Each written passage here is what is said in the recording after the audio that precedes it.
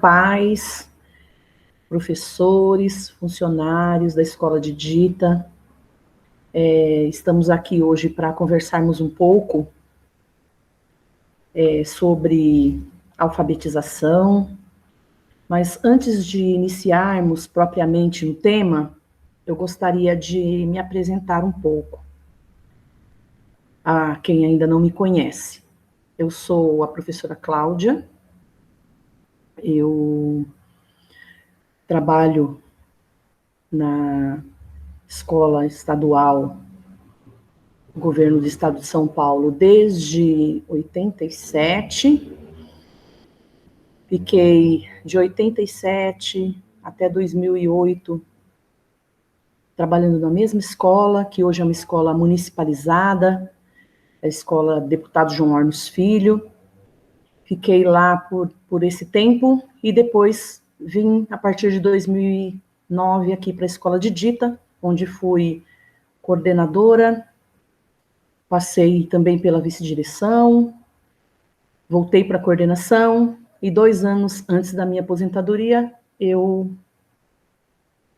por opção e questão pessoal de tempo, eu voltei para a sala de aula, que me deixou muito feliz. Eu acho que eu encerrei o meu período profissional bem contente.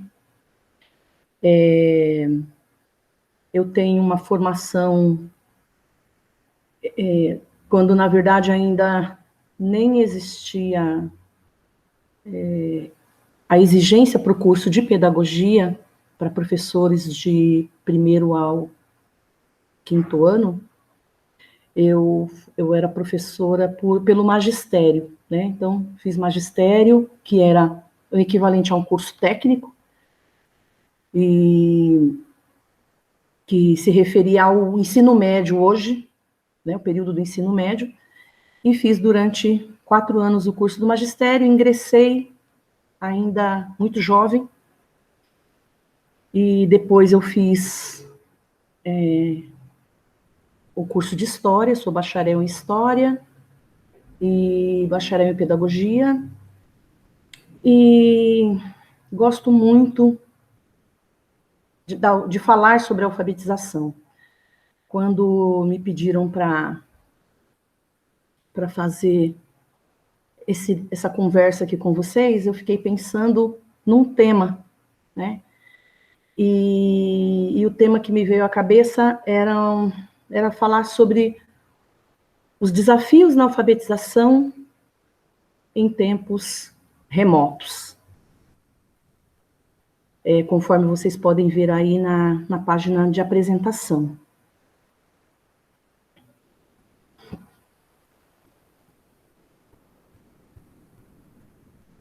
Quando eu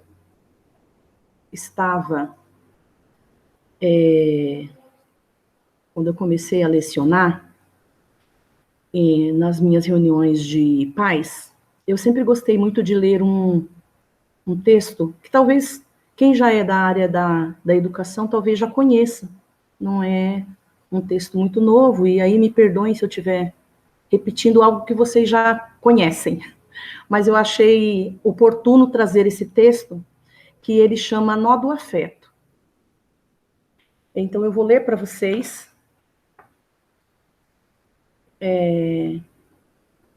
esse texto que fala muito para mim. Espero que também venha falar muito para vocês. Em uma reunião de pais, numa escola da periferia, a diretora ressaltava o apoio que os pais devem dar aos filhos. Pedia-lhes também que se fizessem presentes o máximo de tempo possível. Ela entendia que, embora a maioria dos pais e mães daquela comunidade trabalhasse fora, deveriam achar um tempinho para se dedicar a entender as crianças. Mas a diretora ficou muito surpresa quando um pai se levantou e explicou com seu jeito humilde que ele não tinha tempo de falar com o filho, nem de vê-lo durante a semana. Quando ele saía para trabalhar, era muito cedo, e o filho ainda estava dormindo. Quando ele voltava do serviço, era muito tarde e o garoto não estava mais acordado. Explicou ainda que tinha de trabalhar assim para prover o sustento da família. Mas ele contou também que isso o deixava angustiado por não ter tempo para o filho, que tentava se redimir indo beijá-lo todas as noites quando chegava em casa. E para que o filho soubesse da sua presença, ele dava um nó na ponta do lençol que o cobria. Isso acontecia religiosamente todas as noites quando ia beijá-lo. Quando o filho acordava e via o nó, sabia, através dele, que o pai tinha estado ali e o havia beijado. O nó era um meio de comunicação entre eles. A diretora ficou emocionada com aquela história singela e emocionante, e ficou surpresa quando constatou que o filho desse pai era um dos melhores alunos da escola. O fato nos faz refletir sobre as muitas maneiras de um pai ou uma mãe se fazerem presentes, de se comunicarem com o filho. Aquele pai encontrou a sua, simples, mas eficiente. E o mais importante é que o filho percebia, através do nó afetivo, o que o pai estava lhe dizendo. Por vezes, nos importamos tanto com a forma de dizer as coisas e esquecemos o principal, que é a comunicação através do sentimento. Simples gestos, como um beijo a um nó na ponta do lençol, valiam para aquele filho muito mais que presentes ou desculpas vazias. É válido que nos preocupemos com nossos filhos, mas é importante que eles saibam, que eles sintam isso. Para que haja a comunicação, é preciso que os filhos ouçam a linguagem do nosso coração, pois em matéria de afeto, os sentimentos sempre falam mais alto que as palavras. É por essa razão que um beijo, revestido do mais puro afeto, cura a dor de cabeça, o arranhão no joelho, o ciúme do bebê que roubou o colo, o medo do escuro. A criança pode não entender o significado de muitas palavras, mas sabe registrar um gesto de amor, mesmo que esse gesto seja apenas um nó cheio de afeto e carinho. E você, já deu algum nó no lençol do seu filho hoje? Então, eu gostava de ler esse texto, porque eu acho que ele mostra para os pais que é muito mais do que um tempo cronológico, né? Cronologicamente falando, eu não tenho tempo para o meu filho. E trouxe esse texto para a gente poder pensar um pouco nessa relação dos pais e filhos, nesses tempos remotos ainda, né? A gente escuta às vezes tantos pais falarem que não aguentam mais os filhos, o que é muito triste, né? Porque o filho faz parte da nossa vida, está inserido e essa relação precisa ser como a relação desse pai, né? Pensando um pouco em a relação do professor e aluno, como é essa relação, é uma relação de afeto, relação funcionários e aluno, né? Aqui na escola de Dita, a gente sempre vê, né, essa relação boa acontecendo entre todos. E queria também deixar aqui como um momento de reflexão a questão da otimização do tempo, porque às vezes a gente acha que a gente não tem tempo, né? Porque a gente trabalha demais. Mas o tempo, ele pode ser, por exemplo, em casa, no momento em que eu estou ali preparando o jantar, né? Eu estou ali conversando com o meu filho, no momento em que eu estou ali fazendo um bolo, né? Ele estar ali comigo, fazendo parte desse processo. E o último assunto aqui, que é o desenvolvimento cognitivo e afetivo, eu vou falar um pouquinho mais quando eu for conversar com vocês a respeito de alguns estudiosos desse tema. Então, eu acho que a próxima tela é a justificativa do tema, né? Eu já coloquei aqui algumas questões, por que desse tema, por que falar sobre alfabetização em tempos remotos, né?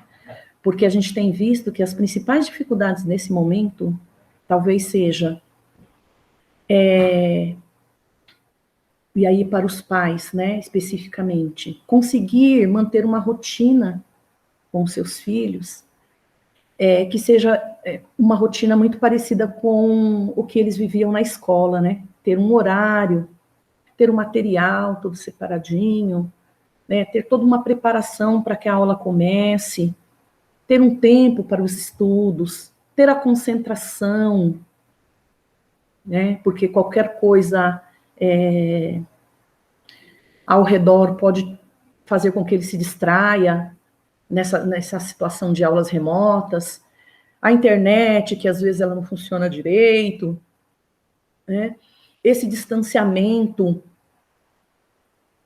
do aluno em relação ao professor, que também faz toda a diferença, né? Esse contato do professor, esse olhar, né, nos olhos, que a gente não tem, o abraço, as intervenções do professor, né? Eu fico pensando como falar sobre alfabetização já é algo bem complexo, né? Em tempos de pandemia, um pouco mais, porque alfabetizar de longe, né, ainda é um pouco mais complicado do que estar perto, fazendo as intervenções pontuais. Entendo, porque também estive no processo no ano passado, né, dessa questão de estarmos trabalhando mais do que nós trabalhávamos antes, porque nós ficamos o dia inteiro no celular, nós professores, para tentar sanar as dificuldades dos alunos. E uma preocupação dos pais talvez seja como auxiliar em casa. Eu vou avançar um pouquinho, porque eu preciso contextualizar algumas coisas com vocês, para a gente poder chegar até os nossos dias atuais e entender qual é a proposta desse programa, né? Qual é a proposta educacional do governo do estado, onde os seus filhos estão inseridos, matriculados. E aí eu pensei aqui numa contextualização histórica da alfabetização, né? Porque hoje nós temos a escola democratizada, mas ela nem sempre foi assim. Nós tivemos um período, quem já foi à escola e estudou um pouquinho a respeito da história do Brasil, sabe que nós tivemos um período em que o Brasil os habitantes do Brasil eram os índios, vieram os portugueses, e aí nós tivemos esse período, né, colonial. Só que quando eles começaram a vir, a família real, né, vir para o Brasil, precisava trazer também pessoas para ensinarem os seus filhos. E quem tinha acesso a essa escola? Somente essa elite. Filho de índios, filho de negros, né, não tinham esse tipo de acesso. Então, os primeiros registros que aparecem em relação à alfabetização é nesse período colonial, que eu acabei de colocar aqui de uma forma bem resumida para vocês. A segunda etapa, que acabou ficando dividido por estudiosos aí da educação, ela acontece em São Paulo em 1890, que é ainda uma escola para poucos, ainda uma escola elitizada, né, ainda uma escola para as pessoas de classe alta. E aí existia, nesse período, um debate de como ensinar a ler e escrever. né, com aquela preocupação da caligrafia, da letra bonita, né, da letra toda desenhada, e é esse o período aí de uma segunda fase. Na terceira fase, se a gente olhar, né, eu coloquei aí de 1890, 1920, passaram-se aí uns 30 anos, a gente começa a ter uma discussão sobre as diferentes metodologias.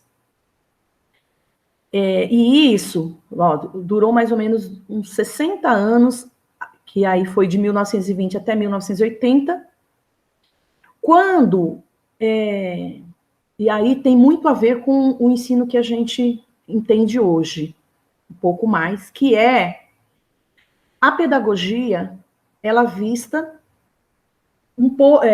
pelo aspecto psicológico, né? Para quem nós ensinamos? Então, existe aí, nesse período ainda, uma mistura entre o novo, que era aquele, o como ensinar, e agora, para quem nós ensinamos. E nesse contexto histórico, que depois, na próxima tela, a gente vai ver, ainda preciso só concluir aqui para vocês, mas a gente vai ver alguns estudiosos que pensaram em relação e contribuíram em relação a essa educação.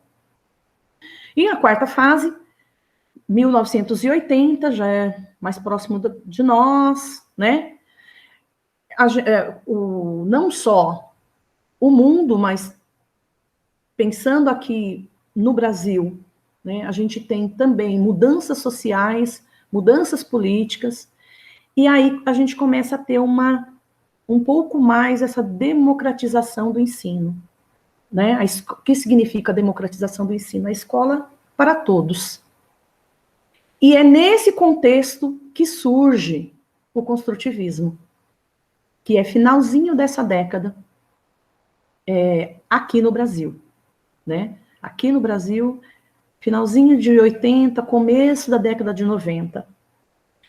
E na década de 90, o sistema educacional cresceu, tornou-se mais universalizado, mais globalizado, digital e democratizado.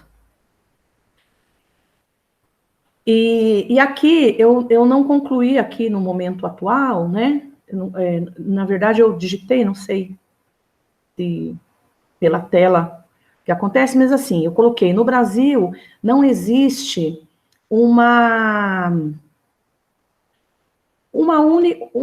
única metodologia, né? Varia de acordo com o Estado, né? O governo, a política do governo de determinado Estado, escolas particulares, escolas públicas, também às vezes tem algumas diferenças em relação à compreensão da concepção de aprendizagem, né, um pouco mais tradicional, um pouco mais construtivista. Então, é isso que ficou faltando aí nessa última linha, no momento atual. Então, nós vamos passar para outra tela. E aí, foi o que eu falei, né? Na tela anterior, eu disse que nós tínhamos alguns pesquisadores que nos ajudaram a pensar um pouco mais sobre essa proposta de uma concepção de aprendizagem socioconstrutivista. Eu estou falando com vocês um pouco mais dentro dessa proposta pelo fato dela ser a proposta onde nós temos todo um embasamento desses estudiosos e nesse material do governo do Estado, ok? Então, ó, eu coloquei aqui para vocês alguns estudiosos, né, para a gente não estender muito, mas alguns que são bem importantes. Primeiro que eu coloquei aqui é o Vygotsky, e cada um eu coloquei um pouquinho da biografia e da contribuição deles, mas com o intuito de que você depois se tiver curiosidade, tomara que tenha, né, que você busque um pouco mais uma leitura a respeito desses estudiosos. Então, primeiro aqui é o Vygotsky, né, nasceu em 1896, na Bielorrússia, e faleceu em 1934. Ele teve uma vida muito curta, faleceu antes dos 40 anos, mas ele teve uma produção intelectual intensa e importante, né? A formação dele era em Direito, Medicina, História e Filosofia. Teve alguns problemas em relação às censuras, né, nas suas obras, que chegaram aqui no Ocidente apenas nos anos 60, e no Brasil, particularmente, só no início da década de 80. Então, se a gente olhar, a gente está, né, um pouquinho atrasado em relação ao mundo. A ideia principal dele é que o aprendizado é essencial para o desenvolvimento do ser humano e se dá, sobretudo, pela interação social. O próximo que eu coloquei aqui é o Piaget, que é muito conhecido também na área de educação, né? Não tem como falar de pedagogia sem falar de Piaget. Piaget nasceu na Suíça, em 1896, mesmo ano do Vygotsky, faleceu em 1980, né? E Piaget, ele era de uma família rica, de uma família muito culta, e diz na biografia dele que aos 7 anos ele já se interessava por estudos científicos, né? Formação em biologia, estudou filosofia, doutorou-se em ciências naturais aos 22 anos. E a ideia principal dele é: da experiência nasce o conhecimento. Um bom autor aí para todos se debruçarem nas suas obras, tá bom? O outro é o Paulo Freire, que é nosso, né? Nasceu em 1921, no Brasil, em Recife, faleceu em 1997, formou-se advogado em 1959, mas ele nunca exerceu a profissão, morreu em São Paulo, a cidade em que ele foi secretário da Educação, de 89 até 91. E a obra mais famosa dele é A Pedagogia do Oprimido, que ele escreveu no Chile. Interessante essa obra para quem quer avançar um pouco mais aí no conhecimento da pedagogia, e o ensino era a sua paixão.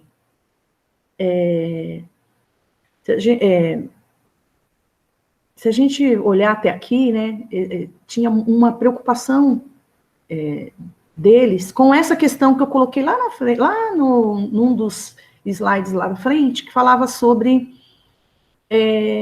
o cognitivo, né, o psicológico, o quanto era algo que até esse momento, esse período aí, desses estudiosos, não era muito pensado. O quanto essa questão voltada para a ciência, para o neurológico, para o psicológico, poderia interferir, né, na educação. E aí vem Emília Ferreiro. Emília Ferreiro era uma estudiosa, né, de uma pesquisadora e uma pessoa que veio a contribuir de uma forma brilhante para o construtivismo. Ela nasceu em 1937, tem 84 anos, psicolinguista argentina, doutorou-se pela Universidade de Genebra, teve a orientação do Piaget, pesquisadora, ainda no Instituto Politécnico Nacional, no México, e a ideia principal dela que aí isso tem muito a ver com o nosso ensino e aprendizagem hoje. A ideia principal era diagnosticar quanto os alunos já sabem antes de iniciar o processo de alfabetização. Lembrando que a Emília Ferreira, ela fez um estudo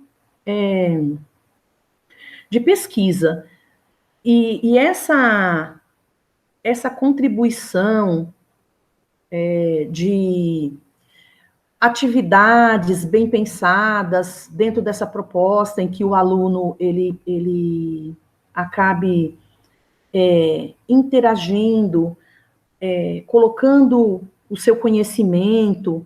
Isso é algo que existem algumas pessoas que contribuíram. Thelma Weiss é uma educadora que fez várias pesquisas aqui no Brasil e auxiliou muito nesse sentido das atividades bem pensadas para os alunos. Muito disso está no material, né? E voltando na Emília Ferreira, ela fala sobre, ela descobriu algo muito interessante, que num outro momento, com os professores especificamente, vai ser um pouco mais trabalhado, né? Nós vamos voltar um pouco aí, que é a hipótese da escrita. Ela conseguiu perceber, conforme ela ia conversando e permitindo que a criança trouxesse todo o conhecimento que ela já tinha, ela percebeu que a escrita ela era dividida em algumas hipóteses, né, que vai do pré-silábico até o alfabético. Pré-silábico, silábico sem valor, silábico com valor, silábico alfabético, e esse silábico sem valor e com valor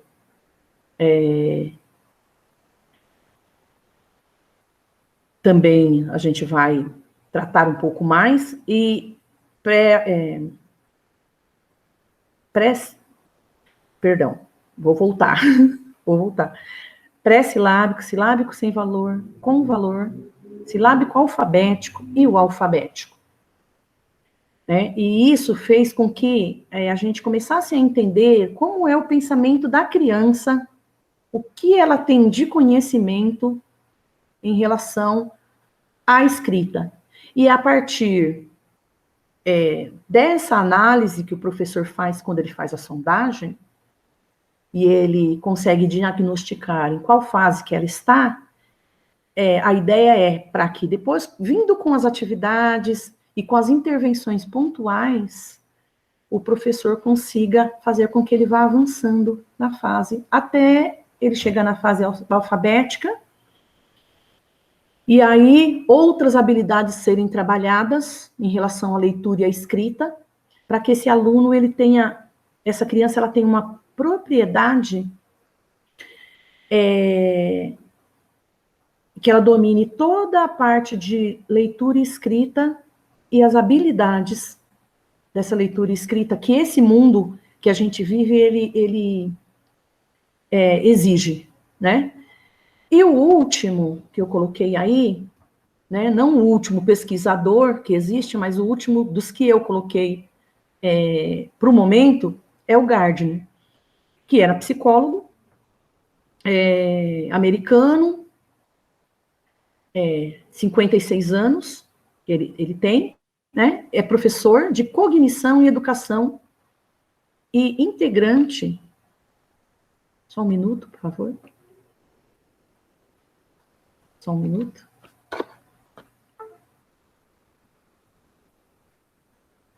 Só um minuto, gente, porque a tecnologia é isso, né? Apareceu algo aqui na minha tela e eu não consigo tirar. Um minutinho só.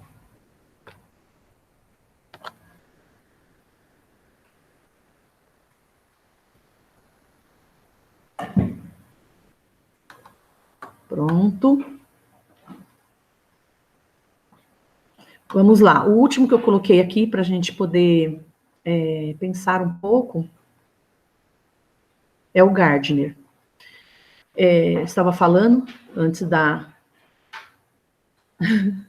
antes da intromissão aqui da tela, e eu quis pensar também em colocá-lo por conta dessa questão que eu já havia falado, né? Porque ele avança um pouco mais nessa questão do psicológico, do neurológico, né? E a ideia principal é valorizar o ser humano por inteiro. Quando a gente fala de valorizar o ser humano por inteiro, a gente pensa em diferentes habilidades, né? Que é em que está pautado esse trabalho deste programa. E eu coloquei uma frase aqui para a gente concluir um pouco a respeito dessa questão dos pesquisadores. Todos esses estudiosos partem do princípio de que é preciso compreender a ação do sujeito no processo de aquisição do conhecimento. Compreender a ação do sujeito. Esse sujeito inserido, né, numa sociedade. E essa frase é de Maria Teresa Pérez Soares. Na próxima tela,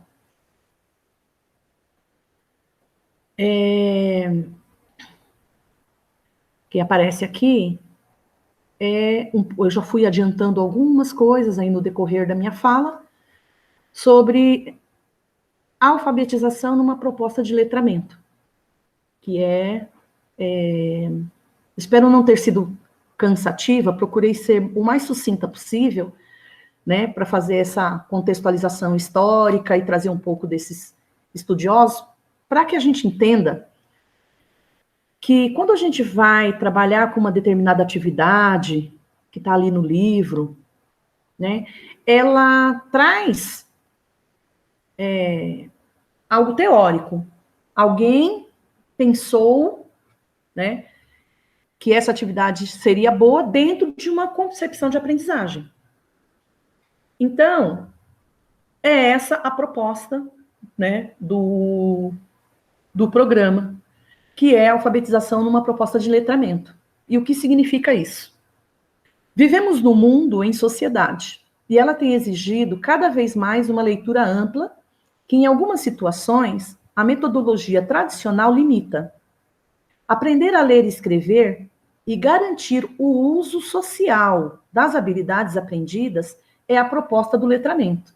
Então, às vezes, tem pessoas que fazem um pouco de confusão e acham que letramento está relacionado com as letras do alfabeto. Não é isso, né? Hoje, essa proposta, ela é uma proposta que, e às vezes eu acho que talvez angustia um pouco os pais, quando o professor manda um texto e ele fala, mas o meu filho não sabe ler, né?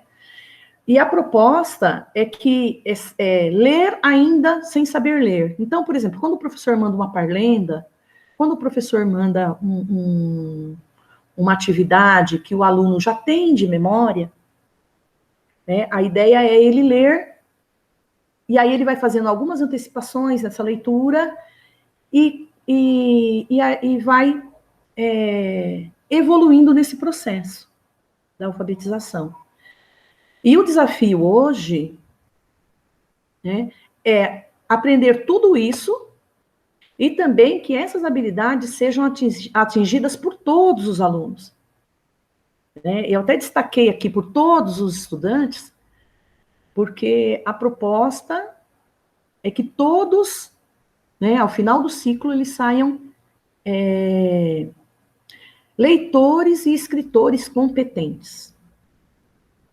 O leitor e o escritor competente é aquele que lê diferentes tipos de texto e compreende diferentes tipos de texto, que ele é capaz de debater e colocar as suas ideias, né, em prática, que ele consiga argumentar, que ele consiga preencher qualquer tipo de ficha, sabe? E vai lá, precisa trabalhar, chega lá, não sabe preencher uma ficha. Então, essa ideia hoje que não é tão de hoje, viu? Que a gente viu aí nesse contexto, que tem alguns anos aí, pelo menos uns 40 anos. A ideia é que ele desenvolva as diferentes habilidades para que ele seja um cidadão que dê conta da demanda que a sociedade coloca, né? E então a pergunta que não quer calar é: como alfabetizar em tempos remotos? E aí eu trouxe aqui algumas dicas práticas, né, para esse processo de alfabetização. Talvez não seja novo para alguns, talvez para outros vai despertar e falar assim: olha, isso é bacana, dá para fazer, né? Que seja o pai, que seja o professor. Como ajudar, né? Ler histórias. Eu queria, antes de eu ir lendo aqui tudo que eu elenquei, contar para vocês uma história rapidinho. Antes de eu vir para a coordenação aqui, eu dava uns cursos para professores para falar a respeito desse assunto mesmo, alfabetização e letramento. E numa das minhas aulas, lembrando que nós estávamos num grupo eles eram meus alunos, mas eles eram professores, né?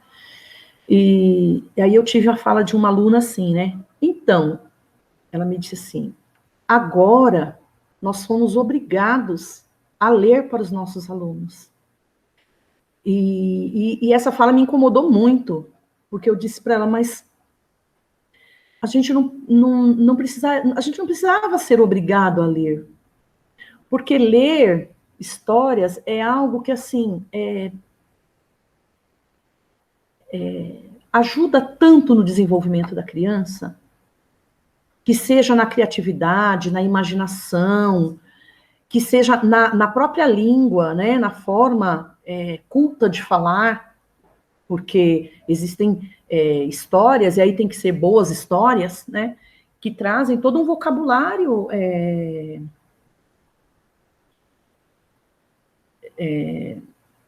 um vocabulário que não faz parte do cotidiano dele. Então, para ampliar esse vocabulário, ler boas histórias, e muitas vezes sem cobrar a atividade, é ler por prazer, ler por deleite, né? Ler para que a criança só escute. Ser um modelo de leitor. Então, para eu ser um modelo de leitor, eu tenho que gostar de ler, né? Senão não tem como, né? Não tem como eu vender um produto que eu não acredito, né? Então, eu tenho que ser um bom leitor, gostar de ler. Deixar bilhetes ou escrever cartas, né? E isso é bacana, estou dizendo também em relação aos pais. Essas primeiras dicas que eu coloquei aqui servem para todos. Depois eu vou trazer umas dicas para os pais, umas dicas para os professores, né? Então, deixar bilhetes ou escrever cartas, aproveitar as situações da rua. No meu processo na minha situação profissional, né? Minha carreira profissional, enquanto eu ia ali ajudando o meu aluno a compreender essa questão da aquisição da leitura e da escrita, às vezes tinha pais que vinham e falavam assim: eu não aguento mais andar com ele, porque tudo na rua ele quer ler, né? Eu tenho que ficar parando toda hora, né? Aí eu falava: que ótimo, então tá perfeito, né? Isso mesmo que eu queria, que ele ficasse lendo tudo que ele visse. E eu falava isso também para eles: lê tudo que você vê, você vai lendo, né? Porque quanto mais você lê, melhor leitor você se tornará, né? E então aproveitar essas situações, né? Que você está ali, o pai, a mãe passeando com a criança, ou a avó, né? O responsável está ali passeando e aparece alguma coisa ali e a criança para ler. Ótimo, entendeu? O que você acha que está perdendo tempo, você vai estar ganhando, com certeza. Uma outra questão: preparar receitas culinárias na presença da criança. Isso, eu falei que essas dicas eram tanto para o o professor quanto para os pais, porque é gostoso também, né, fazer algumas receitas ali com um aluno, porque ali tem um texto, né, tem uma leitura de um texto instrucional, essa leitura de uma receita. Rótulos de embalagens, também sou muito fã de trabalhar com embalagens. Eu acho que, sabe, aquela questão da criança saber ler o que está escrito no rótulo, sem ela saber ler convencionalmente. Então, isso ajuda muito na nossa prática em sala de aula. Fazer os convites de aniversário junto com a criança, né? Então vai ter um aniversário lá, a gente sabe que é período de pandemia, não pode fazer ainda, né? Não pode fazer grandes festas, mas quando tudo isso passar, que tiver os aniversários, então aproveita, põe ele lá para colocar, para preencher, sabe? Ele vai se sentir útil, ele vai ter um aprendizado ali, porque o aprendizado ele não precisa ser sistematizado, sabe? A criança ela está aprendendo todo o tempo, a todo momento, e muitas vezes sem até a gente precisar falar. Eu gostava de contar para as coordenadoras uma situação que eu vivi com o meu filho, que hoje já é um adolescente, mas vou contar rapidinho porque eu acho muito legal essa história, né? Porque nós, professores, muitas vezes nem sabemos o que os nossos filhos já sabem, né? E o meu filho pequeno, na pré-escola, nós íamos chegando em casa e ele disse para mim assim, ele olhou para mim e disse assim, mãe, esse número da nossa casa é muito grande, né? Porque o número da casa era 366. Aí eu peguei e falei para ele assim, é mesmo? Por que você acha que esse número é grande? Aí ele me disse assim, porque tem 3 números, né? Ele não disse 3 algarismos. E ele nem saberia, né? O nome aí, certo? Mas ele disse assim para mim, são 3 números, o 3, o 6 e o 6 junto. Então, é um número grande. E aí eu gostava de contar isso para dizer assim, o meu filho é inteligente? Não, o meu filho, assim como o filho de qualquer pessoa, ele observa o mundo. Né? Ele vai lá na escola, e lá na escola, às vezes, limita assim, a ensinar o número 1, aí depois ensina o número 2, depois que ele já treinou bastante, ensina o número 3. E quando ele olhou para aquele número que tinha 3 algarismos juntos, ele virou para mim e disse que era um número muito grande. Então, existe uma concepção de aprendizagem por trás disso tudo, entendeu? E isso é muito bacana. E é isso que a gente tem que explorar no nosso aluno. A gente tem que aproveitar no nosso filho, né? Fazer boas perguntas ali no momento. E por último, que eu coloquei aqui as dicas gerais, fazer listas de compra. Eu gosto muito de contar histórias, né? Desculpa se eu me estendo, mas eu gosto muito de contar histórias. E eu lembro que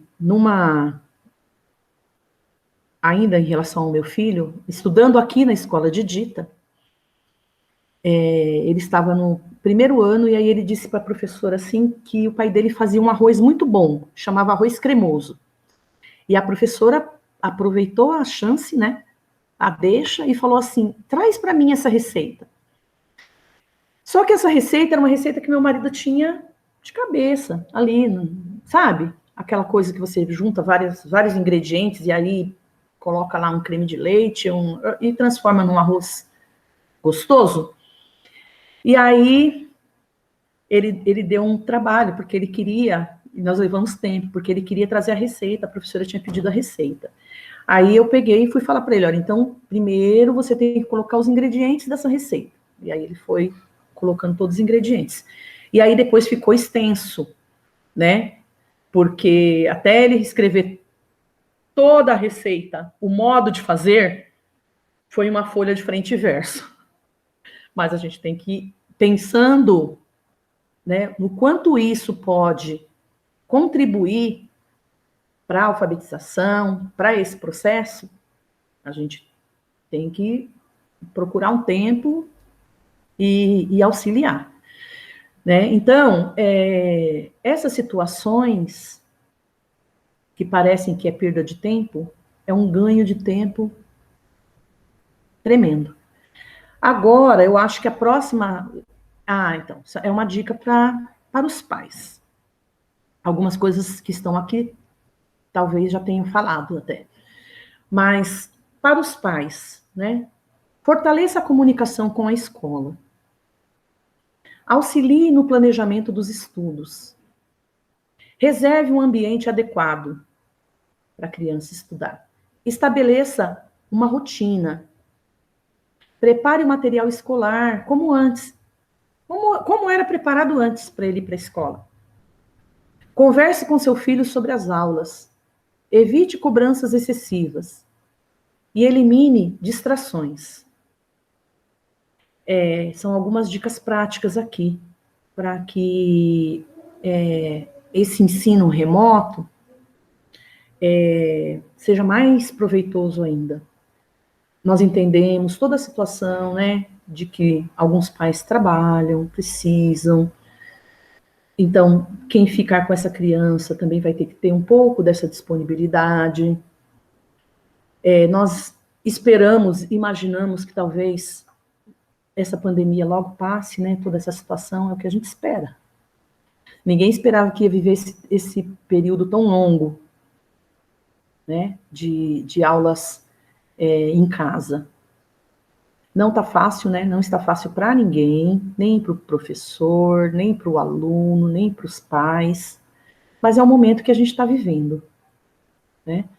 E eu deixei aqui, para o final, também alguns recadinhos aqui para os professores, né? Convide o seu aluno a falar com perguntas envolventes, inclua na rotina um tempo para contar boas histórias, planeje leituras interativas em voz alta, promova a interação dos alunos com os livros, né? E agora em tempos remotos, coloca lá um livro, uma leitura, né, a mais para ele fazer, né? Ensine novas palavras, e esse ensino novas palavras eu quero aproveitar para falar uma coisa que eu cometia um erro, alguns erros, né? Cometo ainda, mas eu cometia alguns erros no meu processo de alfabetização com as crianças, porque eu achava que quando eu ia ler uma história, eu tinha que adaptar algumas palavras, porque senão o meu aluno poderia não entender. Fiz muito isso. E aí, quando eu tive a oportunidade de participar na formação, durante anos de formação para coordenadores, na diretoria de ensino, eu aprendi que não, que nós precisamos ler textos e histórias e falar, os professores, meus colegas de trabalho sabem que eu falava isso. Então não modifique palavra não, leia a história da forma que ela é, com as palavras que às vezes o aluno nunca ouviu, porque ele vai conhecer palavras novas e ele vai entender, que aí é uma outra habilidade de leitura, que é entender o contexto. Né? Às vezes eu não sei se já aconteceu com vocês, de ler algo que tem uma palavra ali que você nunca não conhece, nunca ouviu. Mas quando você lê toda aquela frase, aquele texto, você consegue compreender. Então você amplia esse vocabulário. Né? E isso eu aprendi depois. Eu não lá nos meus tempos. Nos meus tempos de professora iniciante, eu cometi muitas por vezes essas falhas. Uma outra questão aqui de uma dica, faça atividades com rimas e aliteração, que sabe essa repetição de alguns fonemas, numa determinada frase, Eu até coloquei um exemplo aqui, né? O rato roeu a roupa do rei de Roma. Eles gostam disso, né? De trava-línguas, o que é, né? De coisas que motivem, né? A aprender. Tem um outro item aqui, explore os nomes dos alunos. Então, principalmente professores de primeiro ano, segundo ano, né? Isso pensando também num possível retorno, mas enquanto o não retorna, é possível fazer através do aplicativo, explorar os nomes, né? E explorar os nomes, existe uma proposta muito legal no livro Ler e Escrever, que é sobre refletir sobre o sistema de escrita através de lista de nome dos alunos. Né? Então, fica aí também essa dica, né? Para estudar um pouco mais, se aprofundar aí nesse assunto e fazer intervenções bem pontuais. Isso até no dia que eu tive a conversa com a gestão, eu falei, né? Eu fico pensando o quão é difícil fazer essas intervenções pontuais em tempos remotos, né? Porque o professor precisa conhecer bem o seu aluno, o que o seu aluno sabe, né? Que dúvidas ele tem, para poder ali pegar naquele ponto e fazer aquela intervenção pontual naquele momento, para que ele possa ir avançando nessas fases que eu já falei para vocês anteriormente, né? E que vão ser estudadas aí um pouco mais à frente. Bom, eu acho que o que eu tinha programado para hoje é isso. Eu espero de verdade ter contribuído com vocês. O último slide aí são as referências bibliográficas que, de repente, tem muito mais coisas, tá? Eu só coloquei dentro do que eu tratei hoje, que, de repente, é interessante vocês estarem buscando, porque o teórico tem que estar atrelado, a prática tem que estar atrelada a uma teoria, tá bom? Eu espero ter contribuído de alguma forma com vocês, espero ter sido positivo. Muito bom falar com vocês, só acho que melhor do que falar aqui é falar ali no tete a tete, olhando nos olhos, dando os abraços, que a gente espera que seja breve, que seja logo, tá bom? Um beijo a todas, em especial a gestão, o agradecimento por me dar essa oportunidade de voltar a falar de um assunto que eu gosto muito. E um beijo para as minhas amigas, né, para as professoras, minhas amigas que também me ensinaram muito, aprendi muito aqui na Escola de Dita durante esses quase 12 anos. E é isso. E numa próxima oportunidade, se me convidarem, com certeza estarei aqui, tá bom? Beijo para vocês, fiquem com Deus, continuem se cuidando, ainda é tempo de continuarmos com as máscaras, continuarmos com o álcool em gel, continuarmos com o distanciamento, até que tudo isso passe, tá bom? Um grande beijo, fiquem com Deus.